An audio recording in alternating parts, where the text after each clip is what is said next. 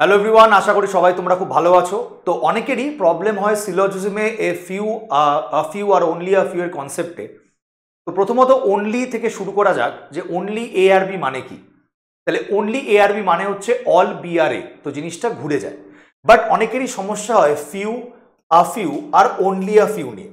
তো আজকে আমরা ফিউ আ ফিউ বা অনলি আ ফিউ এর ওপরে একটুখানি আলোচনা করব এবং এছাড়াও অনলি আ ফিউ নিয়ে একটা প্রশ্ন আমরা সলভ করব যাতে তোমাদের আর কোনো ডাউট না থাকে। যেমন ধরো ফিউ আর আ ফিউ এই দুটোর মানেই কিন্তু আমাদের সাম, এই দুটোর মানেই কিন্তু আমাদের সাম। তাহলে এই দুটোর মধ্যে কিন্তু অ্যাজ সাচ কোনো পার্থক্য নেই। ফিউ আ ফিউ এই দুটোর মানেই কিন্তু আমাদের সাম। বাট অনলি আ ফিউ এর মধ্যে কি পার্থক্য আছে? হ্যাঁ, অনলি আ ফিউ মানেও কিন্তু সাম, কোনো অ্যাজ সাচ কোনো চেঞ্জেস নেই। বাট যেহেতু একটা ওয়ার্ড আছে অনলি, অনলি আ ফিউ, তো সেই কারণেই অনলি আ ফিউতে আর একটা ছোট্ট জিনিস অ্যাড হয়, দ্যাট ইজ সাম নট। এই পোর্শনটা কিন্তু অ্যাড হয়। তাহলে অনলি আ ফিউ এর ক্ষেত্রে সামটাও কিন্তু থাকে, বাট এদের দুটোর থেকে ডিফারেন্সটা কোথায়? এই সাম নট, এই কনসেপ্টটা কিন্তু আরেকটু অ্যাড হয় অনলি আ ফিউতে।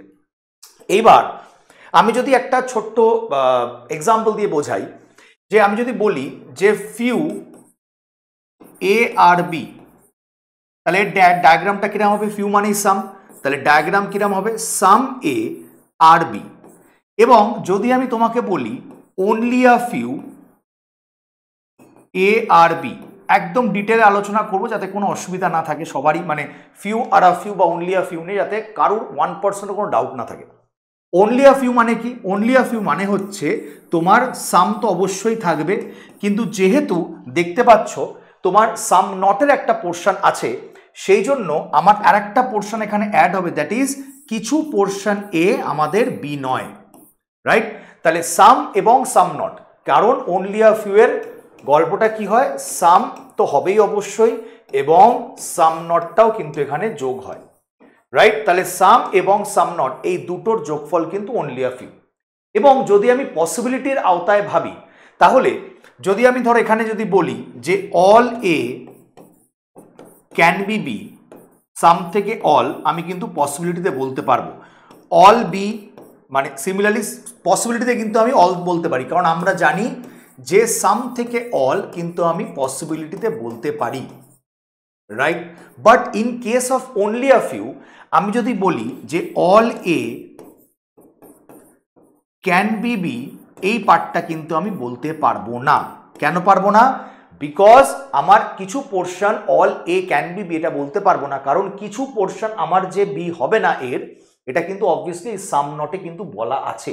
তো সেই কারণেই আমি এইখানে যদি আ ফিউ ফিউতে আমি বলতে পারবো, কিন্তু অনলি আ ফিউতে কিন্তু বলতে পারবো না, রাইট? তাহলে একটা কোয়েশ্চেন আমরা একটু সলভ করি, তাহলে জিনিসটা একটু ক্লিয়ার হবে। ধরো একটা কোয়েশ্চেন দেওয়া আছে, only a few river is ocean. তাহলে only a few river is ocean, তাহলে নর্মাল আমি এরকম আঁকলাম। এবং অনলি আ ফিউ বলেছে, তাহলে রিভারের কিছু পোর্শন আমার ওশান হবে না। Clear? Some ocean is pond, some ocean is pond. Next, no pond is sea, কোনো পন্ড আমার সি নয়। এবং নেক্সট কি বলেছে? অল সি ইজ লেক, মানে প্রত্যেকটা সি আমাদের লেক। তাহলে ভেন ডায়াগ্রাম তোমাদের এরকম হবে। তাহলে প্রথম কি বলেছে? All river being ocean is a possibility. একটু ভালো করে দেখো, আমি একটু কি বললাম তোমাদের, যে আজকে যদি ফিউ কথাটা থাকতো তাহলে কিন্তু আমার এই পোর্শনটা আমার হতো, বাট অনলি আ ফিউ মানে অল কিন্তু হবে না, মানে all A can be B এটা কিন্তু পসিবল নয়। তাহলে সেক্ষেত্রে আমি যদি এর রেসপেক্টে ভাবি যে all river being ocean is a possibility, এটা কিন্তু আমার হারগিজ হবে না। কেন? বিকজ সাম নটের পোর্শন কিন্তু এখানে আছে। ক্লিয়ার? আর যদি বলি some lake being ocean is a possibility, এখানে ওশান এখানে লেক, তো অবভিয়াসলি এটা আবার হবে, এটা তো বাই ডিফল্ট হবেই। সাম পন্ড ইজ লেক, এটা বলতে পারবো না, ডেফিনেটলি বলতে পারছি না।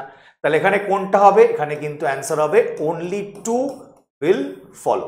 আশা করি তোমাদের এই ছোট্ট একটা ভিডিও অনলি আ ফিউ এর কনসেপ্টে তোমাদের আশা করি হেল্প করেছে। যদি এছাড়াও তোমাদের সিলক্সে যদি আরও কিছু ডাউট থাকে বা রিজনিংয়ে তোমাদের যদি কোনো ডাউট থাকে, অবশ্যই কমেন্ট বক্সে লিখে দাও, তাহলে সেই ওপরে বা সেই টপিকটার ওপরে এরকম কিন্তু ভিডিওস বা শর্টসের মাধ্যমে তোমাদের কিন্তু ডাউট ক্লিয়ার করে দেবো, রাইট?